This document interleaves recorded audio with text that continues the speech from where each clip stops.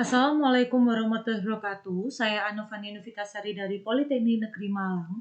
Di masa pandemi ini, saya akan mempresentasikan hasil penelitian saya yang berjudul bentuk pertanggungjawaban pihak ketiga terhadap penanggung dalam perasuransian secara daring di Seminar Nasional Gabungan Bidang Sosial. Adapun latar belakang penelitian saya, yaitu saat ini usaha perasuransian sebagai salah satu lembaga keuangan memiliki peranan yang cukup penting karena dari kegiatan usaha ini diharapkan dapat meningkatkan pengerahan dana masyarakat untuk pembiayaan pembangunan. Usaha perasuransian telah cukup lama hadir dalam perekonomian Indonesia dan ikut berperan dalam perjalanan sejarah bangsa berdampingan dengan sektor kegiatan ekonomi lainnya.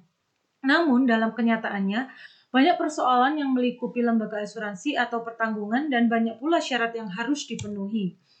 Sehingga saya menemukan dua rumusan masalah. Yang pertama, apa bentuk pertanggungjawaban pihak ketiga terhadap penanggung dalam perasuransian? Dua, bagaimana proses penyelesaian kasus perasuransian ditinjau dari hukum asuransi? Untuk metode penelitian, teknik pengumpulan data, saya menggunakan teknik studi kepustakaan. Untuk jenis penelitian, saya menggunakan library research, yaitu yuridis normatif. Sedangkan untuk teknik analisis data, saya menggunakan bahan hukum diolah secara sistematis, lalu dianalisis secara deskriptif evaluatif, lalu diinterpretasikan hukum secara gramatikal dan sistematik. Dan untuk pendekatan penelitian, saya menggunakan pendekatan undang-undang dan pendekatan konseptual. Dari hasil penelitian, maka yang pertama, objek perkara dalam kasus ini yaitu mengajukan upaya penagihan secara subrogasi atas hilangnya kendaraan bermotor mobil Toyota Avanza nomor polisi N1789BE di area parkir yang dikelola dan menjadi tanggung jawab PT Mulia Aji Sakti.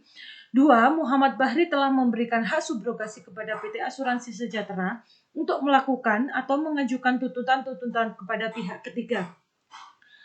3. Keputusan Mahkamah Agung yang menyatakan bahwa tergugat yaitu PT Mulia Aji Sakti bertanggung jawab kepada PT Asuransi Sejahtera sebagai penggugat untuk membayar ganti rugi berupa uang tunai adalah putusan yang tepat.